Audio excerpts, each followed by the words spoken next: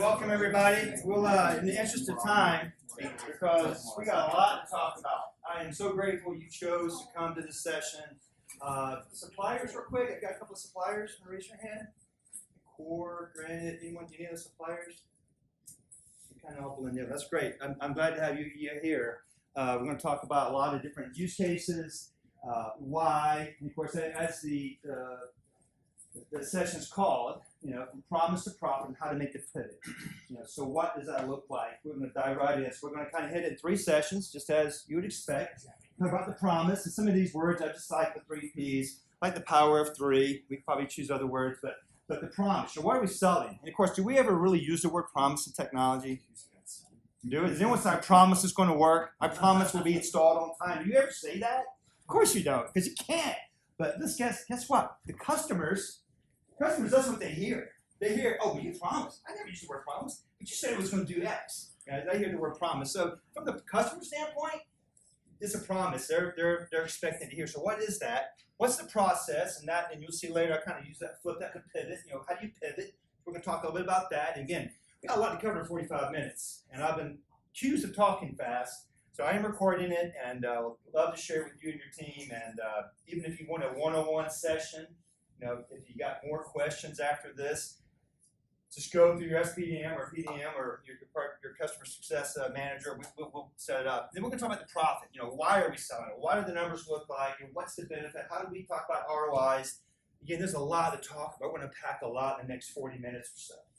So hang on, take your notes if you have a notepad. Later at the end of this, towards the end, I'm actually going to ask you to write down a few things. So if you have a tablet, have it handy, or maybe you can do it on your smartphone or tablet.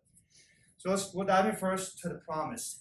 And before I even hit on this, show of hands, who would say, hey, Chris, I kind of get mobility. I sell mobility. I know it, but I just want to hear more. Anybody fall in that category? I've sold it in the last 12 months.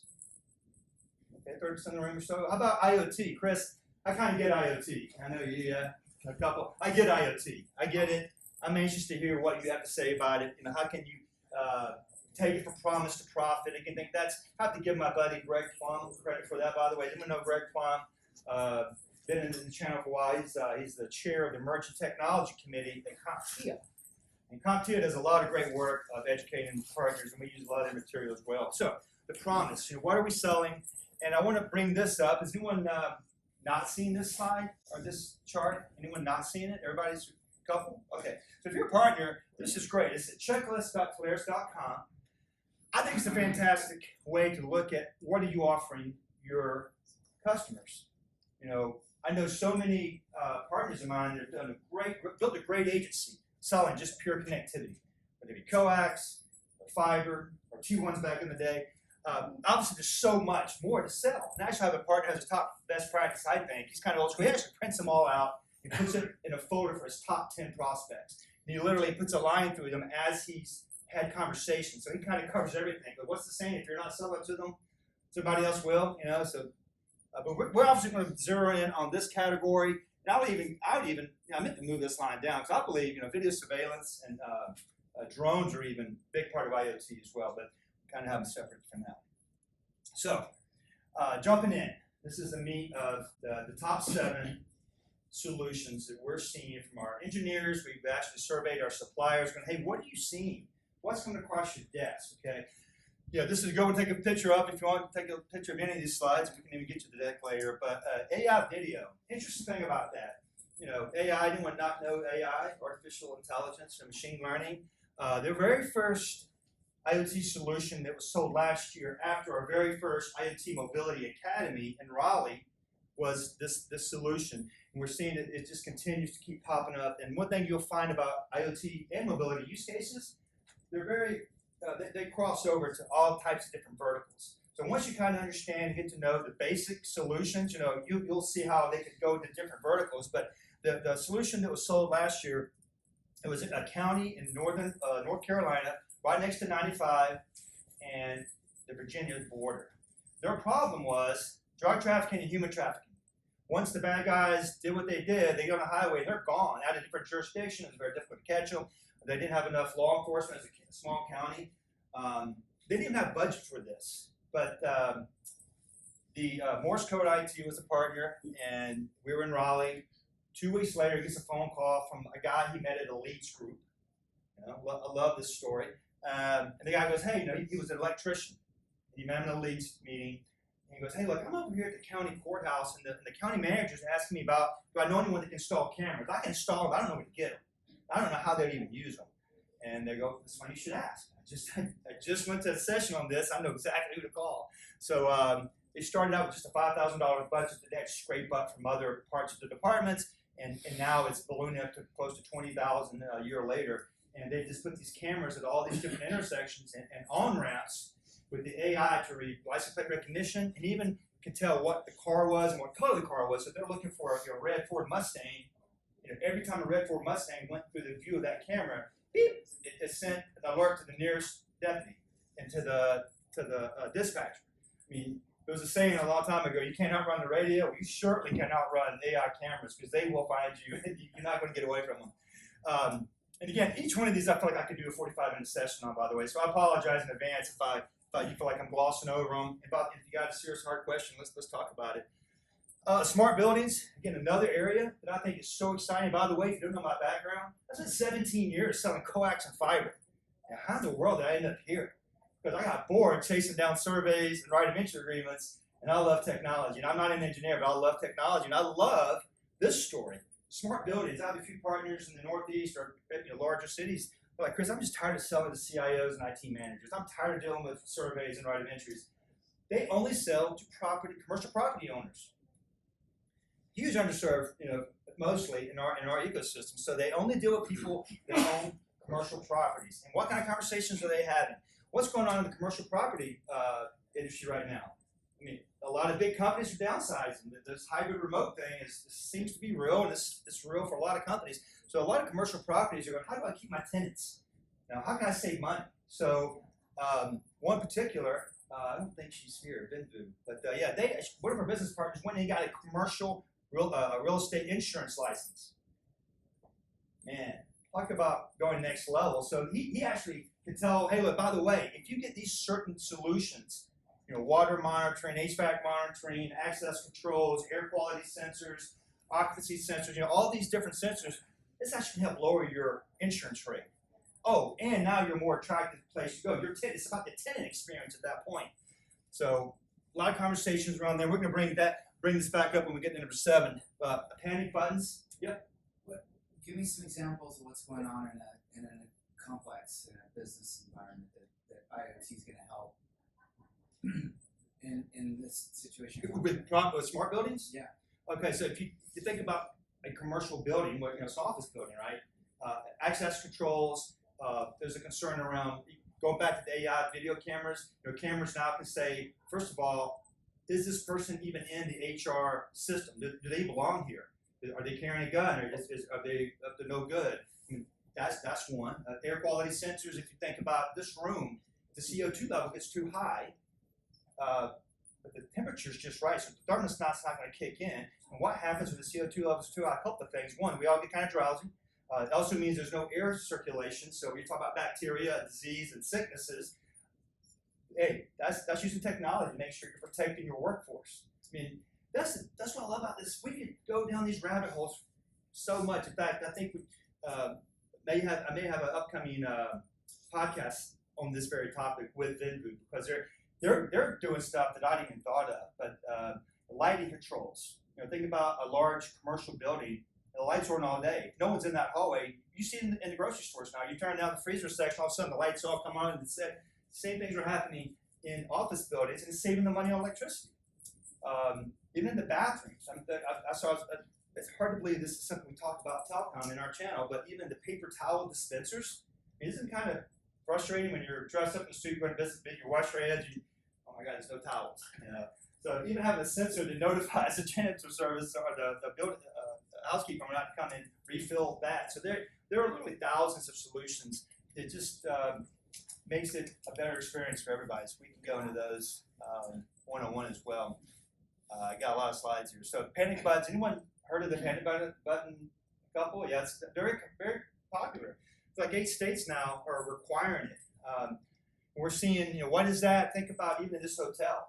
large hotels, housekeeping staff. They're by themselves. They're called lone workers. They may, we don't hear about it a lot in the news, but it happens pretty regularly, especially in Vegas or party cities where people can become that drunk or hang up the next day and housekeeping comes in and they get assaulted or have a medical emergency.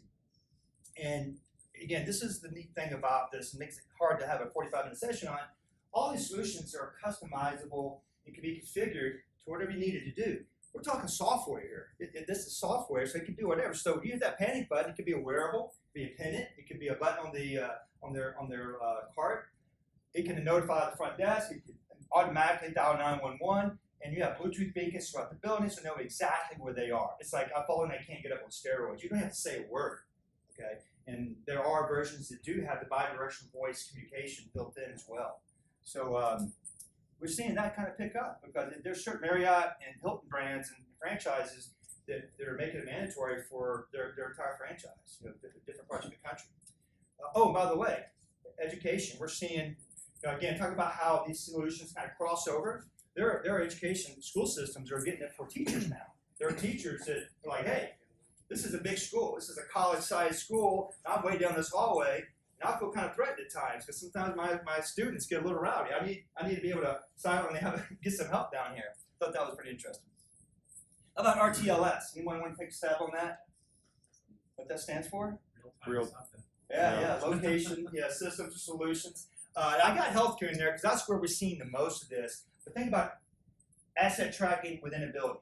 We're going to talk about fleet management next, but inside the buildings, usually that's a very difficult task. It requires a pretty invasive install of a lot of different sensors and beacons and whatnot. But if you think about it in a hospital, I read a stat that a 300-bed hospital, a nurse could spend as much as an hour of their shift just looking for things. This is a nurse; it's life or death. And another problem, having to look for stuff, because what's the other unique thing about hard equipment in hospitals? It's all on wheels. It rolls away out the back door. There's a big problem even in certain areas, big healthcare systems. Stuff being stolen. A hospital bed is $10,000 plus. Wheelchairs are probably the biggest things they lose. They're out in the parking garage. They're in the stairwells. They're behind curtains. A lot of curtains and closets in hospitals. So having a way to track real time instead of having to go look for it, be open up a tablet or an iPhone, go to an app, say where's the nearest IV stand? I need it, or respirator, or X-ray machine, or whatever. And there's multiple technologies there too. By the way, so these each could be really long sessions, but we'll talk about it like sausage. You ever anyone like sausage or kielbasa? No one knows what's in it. It's either spicy, it's got jalapenos in it. We'll just talk about the flavors and not really what's in it today. Because it's like making sausage sometimes. A lot of suppliers, but what a great opportunity there in healthcare. Fleet management. We just brought up Spirion recently. So we have a direct relationship with them, and they just keep adding and growing different solutions. So if you think about supply chain, everybody in here has stuff delivered to your house probably weekly. I mean, my house is almost daily. And even the gas prices, whether it's seasonal, whatever, we won't have to dissect that. But for years, even before there was a gas price concern, every organization has a fleet. They're always trying to get control of that one item, that one expense. So think about landscapers or any delivery vehicle. What's the one thing that they all have in common? The engine is running almost all day long. They never turn it off. It's always idling. So that's their office. If you're a delivery guy, you're a fleet person, even the landscapers I've noticed, talking to some of the larger regional landscape companies, they say, yeah, I've got a big problem, man. It's an hour job cutting at this commercial property, but look at that the truck running the whole time. So when they get in, it's cold. Can't blame them. It kind of makes sense. But when gas is like it is, maybe that's not a good idea. So there's a lot of areas that I love about this. Cameras, cameras facing outwards, cameras facing inward. Think about trailers. A lot of these these large logistic companies they drop off these trailers at different depots, yards, truck stops, and they actually lose them. They lose track of them because they have so many of them.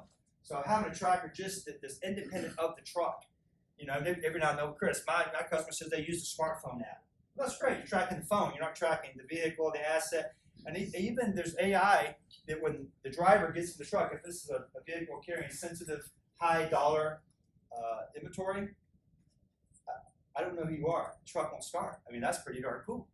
You know, I think that's pretty neat. So fleet management, we can really go deep on that. So think about your customers. By the way, the exercise at the end is for you to think about what 3 or 4 customers pop in your head as I go down these lists. Because last thing I want you to do is leave this session and forget about it. So be thinking about, hey, you know, keep in mind, does any of this hit home with you? Agriculture, this is another one. Man, you spend a whole in fact, we went down to Cleveland, Mississippi with a partner. He started a technology consortium for elected officials because Mississippi is getting this huge payday, you know, check from the federal government for infrastructure. Mississippi is very, talk about the digital divide. There's just not a lot down there with this technology. So we went down and did a half-day session with a bunch of elected officials, similar to what we're talking about today. Because elected officials in Mississippi, they just don't know what the world of possible looks like. Okay, but agriculture was a big part of it. We talked a lot about, you know, can we even grow enough agriculture to feed, you know, our country in the next 10, 20, 50 years? Customers' expectations for agriculture is increasing. I want it organic. I want it fresh. I want it to look right. You know, I want it affordable. All these are challenges for the agriculture industry. So smart ag is something we're just seeing. Again, I didn't think I would see it a couple of years ago, but it keeps coming up because what are they trying to do? I mean, no one likes the increasing prices and everything. So if I could make my operational processes more efficient and effective, then that's going to help the overall price and maybe grow more. By the way, in agriculture, you know, there's cameras can actually be either drone mounted or on a pole. They can actually look out over a crop of green beans and tell the shade of green what's healthy green and what is not healthy green. You know, just by looking at it, and it will notify the farm, hey, this area over here is not getting enough water. You know, because it has all these algorithms already built in because it's custom made for that solution. Pretty cool stuff. Kind of saved the best for last. This is kind of new. This has popped up probably in the last few months, largely because one of our suppliers, Modus, is now in the business of making this available to partners. It's pretty darn cool. One of the first deals that we're about to close on, or he's about to close with our partner, is 50 truck stops. They're getting 5 EV chargers each location, times 50, $20,000 per charger. Partner gets 5% of that. So it's a huge one-time. And you can do the math fast enough, it's $500,000. Yeah, that's a bummer. There's no residual, Chris? No, it's $500,000. That's a lot of money. I'm like, I need to go sell this stuff. So it's pretty exciting. And what makes the residual kick in is the digital signage part. So this is what I thought was really clever. You think about, you know, most of these charging stations are up near the front. They're by the handicap spots or usually by the closed entrance of their preferred parking. A lot of eyeballs on there.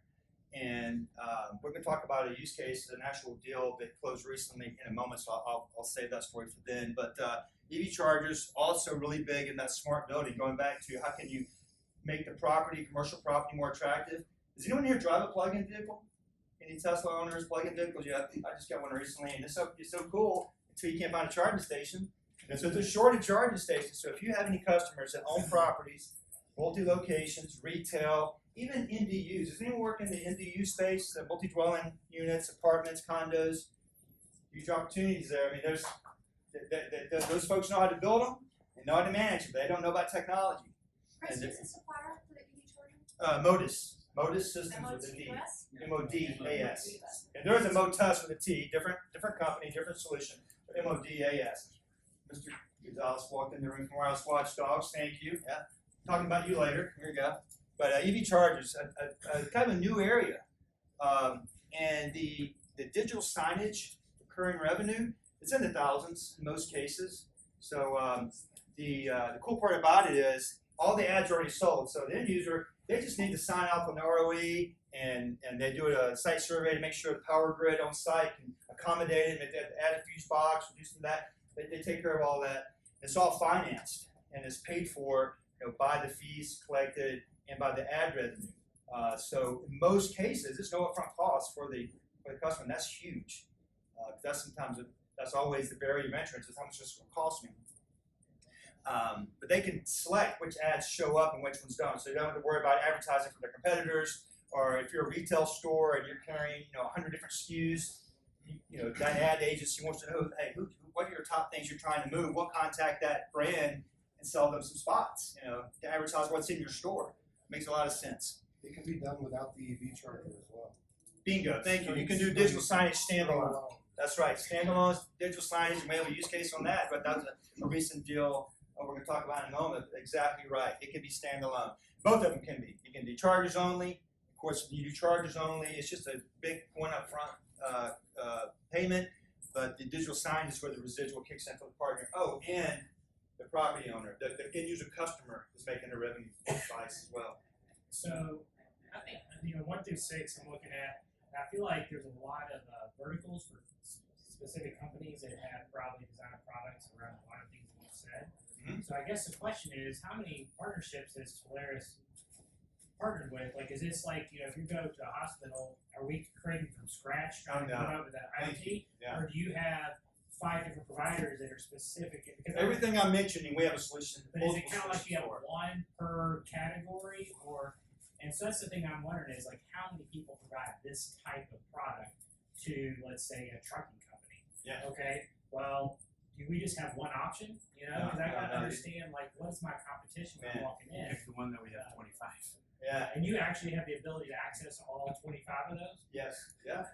Well, I'm 25. You just Suppliers. said something about Yeah, well, 25 because providers. if you go through all the aggregators. Oh, they right, offer right. also, Yeah. Oh, yeah, absolutely. then they do Well, merge technology. Keep in mind too, in our back office, we have the matrices, the different matrices, and it's an ongoing. I mean, Jason Coughlin, I'm going to mention him later. It's also work with supplier management, and it's kind of a weekly, if not monthly, exercise of updating that chart because this is an emerging technology area. We have aggregators bringing stuff that historically they never did, and so we're seeing it's just growing and growing and growing. So to your point, the matrices are a great place to start. You can click on the top row. I'm looking for fleet management. I'm looking for panic buttons, and it eliminates all the suppliers who don't do it. So the matrices are a great place to go. Talk to your sales engineer is the next best place to go. And if you really need to get into the weeds, we can talk about Jason Coughlin in a moment. I can go over this slide now, but yeah, Jason Coughlin is kind of our subject matter expert when it really comes to is this solution compatible with X? I mean, there's a lot of questions that need to be asked when you get into this stuff. But I'm telling you, don't be intimidated by that because between our engineering team and the suppliers, this is what they do all day long. It's just like selling. Think when you first sold voice over IP or your very first, a UCaaS solution, especially years ago. Tons of information had to be captured for every user, every email address. There's a lot to capture. I feel like it's very reminiscent of that. I remember, 10 years ago, trying to get partners to sell when I was at Comcast. Actually, it was like, man, this is way too complicated, man. I can't do it. Now it's like, oh heck, no one even thinks twice about it. I feel like that's what we're going to see here with a lot of this stuff. It's new to you, it's a new conversation piece, but every time you have that conversation over more and more. The more you have this information in front of you, the mystique will go away. I just don't want to create the interest with the client. Oh yeah, no, hey, I wouldn't be telling you about it. If we don't have the products to sell. Yeah, great point. I wouldn't be telling you about it if we could sell it. No, we have. In fact, even my role is to make sure we have option A, B, and C. I want at least 3 options for everything. Chris, and we have suppliers who will make up stuff on the go. Absolutely. Even interestingly enough, think about rack space. I mean. Don't see them a ton in IoT space, but they're like, Chris, we're not really known for off the shelf so much. They can do some off the shelf, but they want the science project. So like, hey, you give me the business need, and it's usually in there at manufacturing, very industrial solutions. They're oftentimes they're not off the shelf, very very customized. So we have the ability to go. Okay, let's we're going to talk about that in a minute. So yeah, I'm going to talk about the pivot and the process in a moment after this slide. So let me get through this, but those are good comments there. So now mobility. Oftentimes, who has sold really no mobility? Anybody? You can say that. We're in the safe space. Okay, I'm glad you're here. All right, a couple of you, brave ones. I love when I have conversations with people. It's like, I just don't do mobility. I don't want to get into having a box of cell phones, and I don't want to deal with SIM cards. And yes, that is mobility. But you see, here's 7 categories that are somehow or another kind of cross over into the mobility and wireless conversation. Managed mobility is, to me, we can almost stop there because managed mobility kind of covers all of it. We have suppliers who can do that. And you're like, okay, Chris, I don't talk about mobility. How do I open that conversation up? In a minute, I'm going to show you some ways to do that. But you can go just start, hey, John, I've been working with you for years. We've got UCAS in here. We've got your fiber to your 3 locations. How do you handle mobility? I notice you have 100 employees. How do you handle mobility? Just asking that question. I mean, they're either going to slap their head, they're going to roll their eyes, or they're going to go, we have to talk about it, because most businesses really hate it, because it's the expenses, for data plans on phones for employees can go all over the map. Why? Because sometimes employees, when they're break, watching YouTube or Hulu or whatever on the company dime, and how do you control all that? How do you control the Great Resignation? You got employees coming and going, and guess what? Oftentimes, big companies don't do. All these companies quit, leave, get fired. Rarely does anyone turn off the cell phone or get it back. Huge money's there, and there's companies who do that for them. I mean, these solutions really pay for themselves almost in every case, and that's where I get pretty excited about it. So, managed mobility, yes, several players in that space. Cellular backup, that's probably what most of you have sold. Has anyone sold a credit point with a SIM card? Anyone? Yeah, I mean, if you're selling SD-WAN and fiber coax today, and you're not talking about cellular backup, you're leaving money on the table.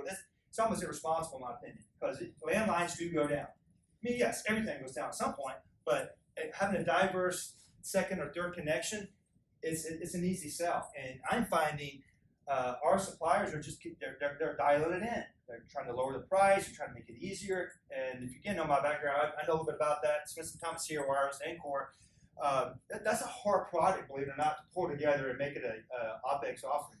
If you're not having that conversation, the carrier is, because 5G right now is driving that conversation, and every one of those carriers at a very rookie level is at a very high level on the account, having a conversation about seeding the account with some T-Mobile hotspots. They certainly are. You're a kid. We've had some Tuesday calls. We've had some one-off webinars with each of the big carriers. And I love it. They talk about fixed wireless access like it's some kind of new great idea. Like, we've been doing this forever. But to them, yeah, they should not worry about it so much. Yeah, 5G is driving that. We have a use case we can hit on that in a moment. Managed Wi-Fi, another area. What's the only thing worse than having no Wi-Fi? Having bad Wi-Fi. It's almost it's a tease, right? I'm connected, but it's not working. So we're seeing an uptick in that, and it's even a subcategory of that would be private LTE, private 5G, private wireless networks, campuses, hospitals, even campgrounds, marinas, beaches. It just goes on and on. Because why is that? Every one of you has a cell phone in your pocket, maybe a SIM-connected wearable. We just expect it. It's like oxygen now. There has to be some kind of wireless connectivity, and we're going to talk about problems in a minute. Some people just say, well, that's just the way it is. It's not everywhere. But there's this generation coming up going, no, it should be everywhere. And it can be everywhere. Wireless expense, yeah, John just walked. We can talk about that in a moment. But, let's just say they don't need the whole process managed. They're just trying to get a hold of their expenses. Because you're trying to sell them some fancy UCAS solution or some cybersecurity, they can't find budget. It is not uncommon for those, and this is more mid to enterprise customers. It's really hard to make wireless expense or even managed mobility work for 5 phones. It's just maybe the payback's not there. But when you're looking at 100 devices, those devices, it could be 50 employees, each with a cell phone and a tablet. Or think about even a lot of these fleet tracking vehicles have SIM cards in them and routers. But once you get to that 100 or so devices, that's when the conversation is worth having, and they're generally overpaying because they just don't have time to audit this 80-page phone bill. Who does? Has anyone seen a phone bill for on some of these wireless plans? They're monsters. We use that as a big foot in the door. It's super simple to audit. It's always a savings. You never not save people money. That's right. And then you use that to get the rest. That's right. It's super easy. It's a great foot in the door, and no one ever does it. And always savings. No use. And that's what I love about these 7 and the previous 7. All of them are land and expand. All of these, it's not a one-hit wonder and you're out the door. I mean, all of these are opportunities. Going back to us talking about that checklist, so yeah, foot in the door, find out what works for you, your customer base, your portfolio, whatever your sweet spot is. I feel like everybody has that. And some people are just generous, so I'll talk to anybody. But wireless expense, yes, more often than not, right, John? The budget's $30,000 a month. Comes in at $29,900 every month. Pay the bill. Sign off on it. Pay the bill. But what if it should be $20,000? What if you're paying for 5 or 6, 10, 20 phones of employees that quit, left, gone? And that's so often, right? Yeah, I mean, it sells itself. If you get a demo and you get that your customer to pony you 2 months, 2, 3 months, 2 or 3 months of phone bills, it can be analyzed rather quickly. John, I love working with you, but yes, we have 2 or 3 options for that. I mean, yeah, sometimes your customers want multiple options. You want multiple options, but yeah, we love John has been a big fan and friend of Thales for a long time, and we have a lot of good success stories with him. Wireless Watchdog Data Prize. Signal optimization. Yeah, Grant, I told you I was going to bring it up. Cell-Fi. Has anybody heard Cell-Fi? Cell-Fi. Again, this is why you're here. Yes, this might be hat. We've done a great job, managed mobility, cellular backup. We've sold all this mobility stuff, but there are some parts of the building there's just no signal. So what good is it? You know, so there you can sell a solution. It's generally a one-time fee, but the larger deals can be broken up into OpEx. Then make a business case for it. But it's a pretty big install. I mean, typically it's in the hundreds of thousands install. They literally bring in an extension of the kind of an antenna system into the building. So this is usually large multi-story buildings in your bigger cities. You know, a lot of the solar glass on the outside has all this treatment on it that keeps the signals from even penetrating. So it's a problem. So great opportunity, and we're seeing those pop up every so often more and more because now that's a problem. There's no signal. All my sales team is complaining because they got one bar and they're missing calls. Plus line replacement about this one. Anybody seen the buzz on it? I mean, this week, FCC is like deregulated literally today, which means the prices are going out of control. They're not installing new ones. They're not repairing damaged POTS lines, analog lines. So think about any of your customers that own buildings that have elevators in them, fax lines, alarm lines, security access control doors that have an analog line run into them. I mean, they're going to keep working. They're not turning them off. But when they do break and they stop working because the line gets cut or whatever, squirrel chew or whatever, good luck. So yes, several options there. It's basically very similar to voice over LTE. It's converting that POT signal to cellular, transports over the cellular network, and on the other end, it's put back into the PTSN, and it just works. So it is future-proof, and oftentimes 30% or so less than what they're paying for the POTS line already.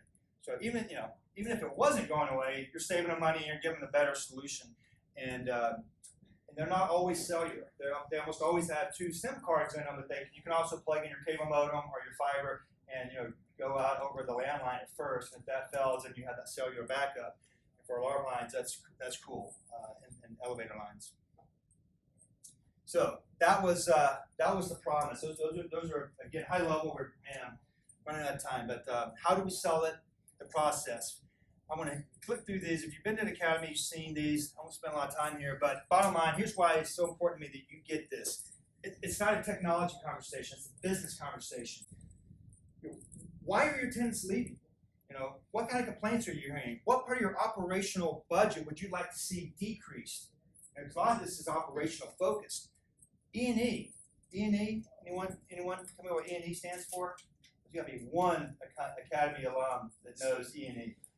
Mike? No? Oh my God, okay, you're killing me. Efficiency and effectiveness, okay? Think about this. Efficiency and effectiveness. You should start with this. Hey, do you feel like you're as efficient, as effective as you could be, John? We've been talking about technology now for years. We play golf, we go fishing. Do you feel like you're as efficient, as effective as you could be? I mean, anybody smart is probably, no, I probably could do better. Okay, great, let me help you with that. So efficiency and effectiveness, providing a better outcome, provide the business analytics, the actionable intel is so exciting what you get from IoT mobility. And of course, by doing all that, that's where that positive ROI and the profit come in. So, man, that's a 30-minute session in 3 minutes. So, good stuff there. So thank you. Yeah. This is a great tool. So, talk about the pivot. How do you make the pivot? What's the process look like? ABC. Someone knows what ABC is, right? Real quick. Always be closing, right? I love that, but not in this case. We're talking about, hey, your customers. What problem do they have? What's the solution? I have a solution for you. And here's the result. Problem solved, commission paid, right? Well, I'm challenging you to go, don't think this way. This is how traditional sales thinks. In mobility and IoT, it's different. What's your current state, Mr. Customer? What's your problem? By the way, some customers don't know what their problem is because they're so used to just dealing with it. Some of them don't even know how to find the problems. I'm going to show you how to do that. Desired state. What are you trying to accomplish? If we had an easy button and we could just push a button and you get what you want, what's that look like? Again, sometimes they're not sure either because they've never thought about it that way. That helps you pick the right solution. Because as you've seen already, we had 14 solutions we just glossed over, and there's probably another 100 we could have gone over. What's the right solution? Mark, to your point, who do I sell? What supplier do I bring in? This exercise is going to be very helpful. So I chart here, apologize, but we can get this to you. This is called a sentence sandwich, salesexcellence.com, good friend of Talaris. He asked if we could use this. This is great. The first row, this is the first part of the question. The middle row, all these blanks are filled in by knowledge you know about your customers. I'm going to give you an example of that in a minute. And then this is how you kind of close out the question. And then these down here are kind of follow-up because of money questions. Those are your money questions. So what do I mean by that? You have direct questions. You have our experience intro, which is what you're known for. We did our homework. We done some research. So how you want to start that? This is what you think about lawyers when they go into court. They don't just go into court. They've done hours of prep, a lot of research. They know what questions they're going to ask. But you know why they know what questions they're asking? Because they kind of already know the answers, right? That's always we hear about. So an example of that, we'll start with this. Hey, many companies in your industry mention that they, and then you have 4 options here, depending on how you know your customer, you know their pain points. Declining customer satisfaction due to late deliveries. Got several options here. Where do you go with that? Go ahead and get it right. Write it down before the meeting. What are the consequences of this situation? What kind of results would you prefer to see? What impact is this having on your business? So these are all just great questions. And doing this exercise over and over, I realized just how rarely do we ask really good diagnostic questions. It's not, give me a copy of your bill, I'll save you 30%, I'll bring you back some options, and I'll take care of it all for you. Great pitch, that works. You should keep doing it. But I'm challenging, going, hey, how can you use this? And I was a little skeptical at first when I was going to introduce this to you guys over the last year. Until I started having partners call me back. They've been doing this forever. Like, Chris, I've been in sales for 20 years. I've never taken this approach. Man, it works. It works great because it's challenging me to ask better questions and think about it. Think about it instead of going, hey, so you want some IoT? You want some mobility? It doesn't work that way. Where did we get this? For me. Right now, there's probably a lot of it. In fact, I'm trying to we may already have it, a link, just like we have a couple other PDFs is hosted off our website. But definitely, between me, your local regional sales team, your SPDM, PDMs, but it is being built into a link as we speak, if not already done. So that's the A part, and the C part. As I mentioned, they sometimes don't know their problems because there's problems out there they just don't need to be solved. We have to educate them, and then how do we help them identify what does C look like? Great, same concept here. Fill in the blanks with what your customers are trying to achieve, what they're trying to accomplish, what results are they looking for. This is just a great tool to build out your questions, and again, that's going to be part of your homework assignment. I mentioned Jason Kaufman. Of course, your regional sales engineers, and they're all expert journalists and all this as well. But if you really need to get in the weeds and you really want to know, hey, I'm down to 3, I went to the matrix, there's 3 suppliers that do fleet tracking. Who do I start with? Jason's done an exhaustive. I love being on calls with him and our suppliers because he just drills them. He asks them all those hard questions we want to know about. Does a great job there. Another resource there for you. Solution View, it's coming soon. Everybody familiar with Solution View for cybersecurity? We're going to see it for mobility and IoT mid to late Q4. It's already in development right now. I've seen the mock-up of it. It's going to make it so easy. You pull out your phone, you ask the questions, and it gives you a summary PDF with your logo on it and your color scheme. Man, powerful stuff. Does that answer your question? I was just going to say, what is Solution View? I just didn't know what it was. Yeah, it's you're going to hear more about it later, I believe. It's a new app that we just rolled out with cybersecurity. We're going to have one out for each of our 5 advanced solutions between now and this time next year. So I'm really excited about that. It's going to make this conversation so much easier.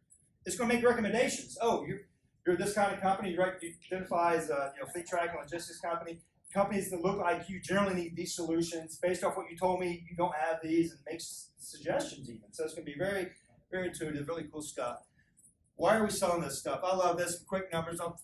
That looks a lot smaller than I remember it, but font-wise, 2021 total addressable market right at $4.8 billion. Over the next 4 or so years, we're almost going to double to $8.1 billion in IoT. Just over the next 12 or so years, $13 trillion global numbers. Big numbers here. And why is that? Because we're talking about hardware, software, and connectivity being bundled together. A lot of us are selling the connectivity, we're selling that separate. We're selling the software separate. But when you bundle it all together, make it an OpEx, the numbers just go big. Leaders are struggling with this. I mean, I've been on numerous calls with CTOs, CFOs. It's usually the C-suite, the business owner level. They're struggling with this. They don't want to lay off employees. They don't want to be irresponsible to the environment with waste and runoff from their plant or their manufacturing. They want these solutions. They just don't know where to go with them. They're overwhelmed with trying to run the business and research. That's where we come in. Connectivity revenue, let's look at. I mean, hell, I should sell the fiber and coax, but the price is always going down. How can I get it cheaper? Race to the bottom. So if you're selling 100 circuits a quarter, your commissions are going to eventually go down because you're going to sell 200 now to make up for it. I'm saying, hey, bring in these solutions. These are additional revenue sources for you and make sure it's more sticky. And again, you're selling that full checklist that we mentioned we started off with.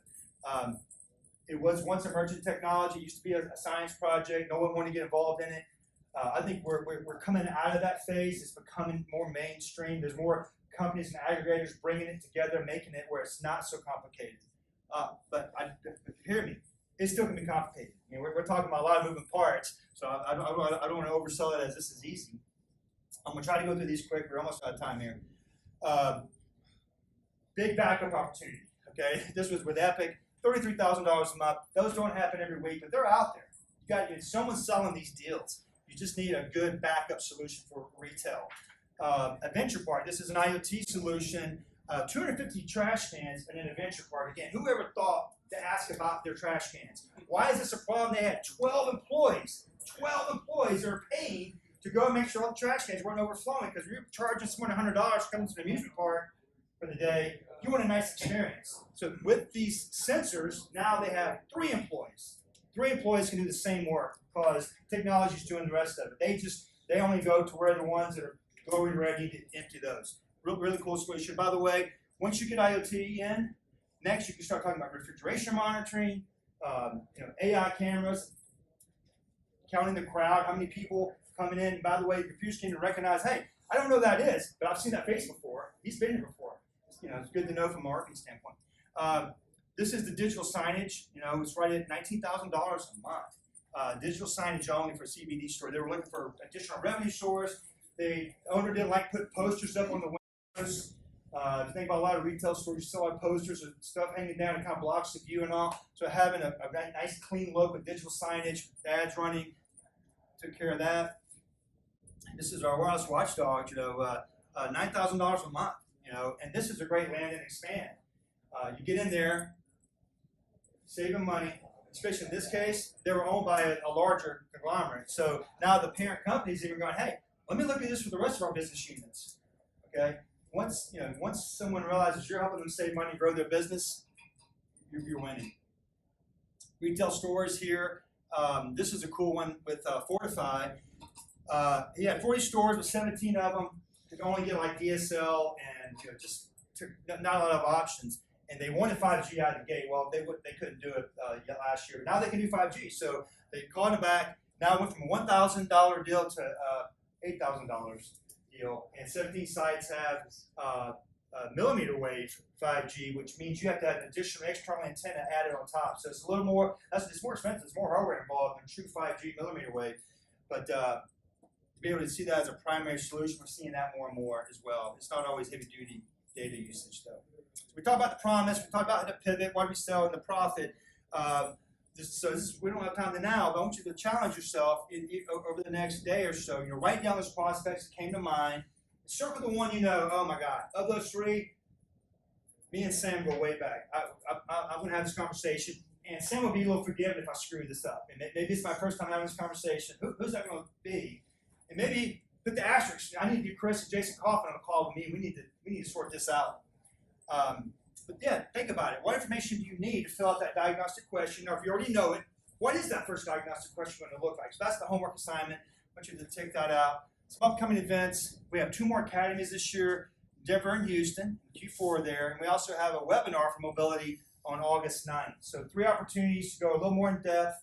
Again, if those 3 opportunities don't work for you, this session left you wanting for more, contact me directly. Go through our sales engineer or your PDM. I'd love to have a deeper conversation, and if it even includes just going to our suppliers, who to work with. A little selfless plug here. I also do a video series on LinkedIn called Wireless Week Wednesdays. I always try to drop some nuggets here, not 2 minutes. And I also have a podcast where I interview a lot of these suppliers. I interview Wireless Watchdog John, actually. I try to interview a lot of partners. So if you're a partner and you're like, hey, I want to talk about my business. I want to get some content, because that's what this is content. And you can use it however you want. Check it out, The Wireless Way. It's in all the places you expect the podcast to be. So, typical fashion mobility, if you want to scan the QR code there, you'll get my calendar link where you can schedule a time to meet with me in the future. You'll get a link to the podcast, and we even have a PDF of all the suppliers in this space you can check out as a good reference for you. Now, I would encourage you, this is the new business card, by the way, if you haven't figured it out. The link is to go. There's a lot of them to do it, but by scanning that one code, you get a lot of information. It works out well. So thanks for coming. This concludes our session. Yeah, thanks so much.